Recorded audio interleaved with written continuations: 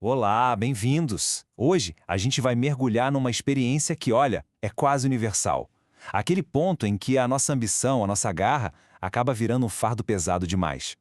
A gente vai usar o simbolismo do 10 de paus para entender a psicologia por trás da sobrecarga, daquele momento em que o esforço simplesmente se torna insustentável.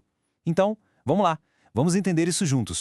Para começar, vamos direto ao ponto, ao paradoxo que essa imagem traz. O problema aqui, veja bem, não é falta de paixão, não é falta de energia, de fogo. Muito pelo contrário. O desafio é que tem fogo demais, sabe? É uma chama que ficou tão intensa que a gente já não consegue mais controlar. É uma incapacidade de gerenciar a própria energia que antes era o nosso motor. E esse estado, ele representa o fim de um ciclo. Sabe, depois de muito, mas muito esforço, de muita resistência, aquela chama criativa, a motivação que empurrava tudo para frente, bom, ela vira um peso, deixa de ser motor e se transforma numa âncora. Então, o ponto crucial é esse. A pessoa foi assumindo tanta responsabilidade, tantos projetos, que agora está carregando mais do que consegue integrar de um jeito saudável. O compromisso existe, claro que sim, mas ele vem junto com uma exaustão que vai no fundo da alma.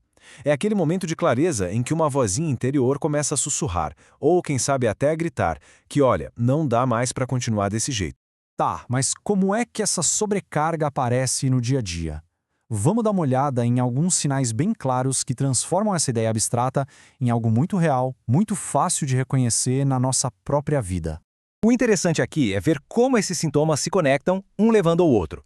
A fadiga não é só cansaço físico, é quase existencial. A obrigação toma o lugar da inspiração.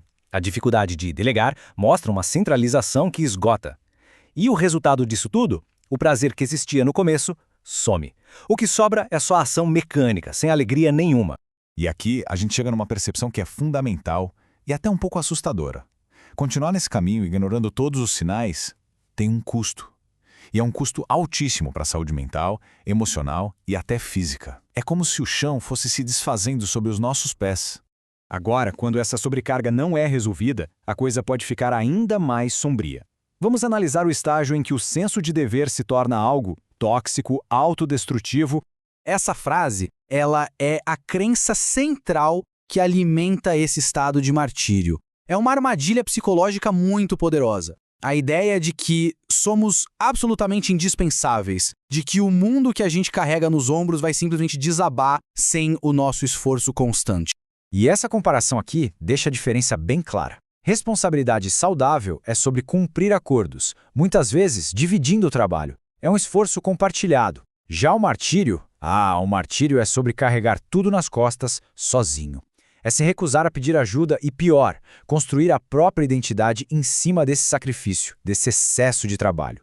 A distinção é sutil, mas é crítica. As consequências aqui são bem sérias. A gente está falando de burnout clínico mesmo. Daquela culpa que paralisa a gente em qualquer momento de descanso. De uma rigidez que sufoca qualquer pingo de criatividade. A pessoa para de criar e passa só a suportar, a aguentar o peso do dia. Mas calma, existe uma saída. O ponto de virada é uma mudança de chave na consciência. Uma nova perspectiva que mostra um caminho para fora dessa crise. A pergunta que fica é, como é que a gente se livra desse peso todo? E a resposta não é fazer mais esforço. Na verdade, é uma abordagem completamente diferente. O caminho para o alívio tem uma estrutura, sabe? Começa com uma revisão bem honesta de tudo que está rolando. Depois vem a redistribuição, que pode ser delegar ou simplesmente compartilhar. O terceiro passo é encerrar de vez aquilo que já se esgotou, que já cumpriu seu papel. E por fim, a liberação. Soltar ativamente os projetos, os hábitos, o que for, que já não fazem mais bem. E isso nos leva à integração. O grande aprendizado dessa jornada é dar um novo significado para o ato de soltar. Não é fraqueza, de jeito nenhum, não é fracasso. É um ato de uma força e sabedoria imensas. É reconhecer os próprios limites para poder seguir em frente de um jeito mais leve. E quando a gente integra essa lição, o que acontece? O resultado não é o fim da energia, é a renovação dela. Vamos ver como isso funciona na prática. Essa comparação aqui é muito poderosa. Sem aprender a lição do 10 de paus, o ciclo de trabalho e ambição tende a começar de novo, mas a partir da exaustão. Agora, com a integração, o novo ciclo começa com clareza, com muito mais consciência, de uma forma bem menos compulsiva. No fim das contas, a sabedoria que a gente ganha é uma compreensão muito mais madura, mais sustentável do que realmente significa ser responsável. A verdadeira responsabilidade não é só sobre fazer, fazer, fazer. É também sobre ter a sabedoria de saber a hora de parar, a hora de pedir ajuda e, o que é crucial, a hora de se permitir descansar. E a gente termina com essa reflexão. A jornada pela sobrecarga nos ensina a arte de soltar o excesso.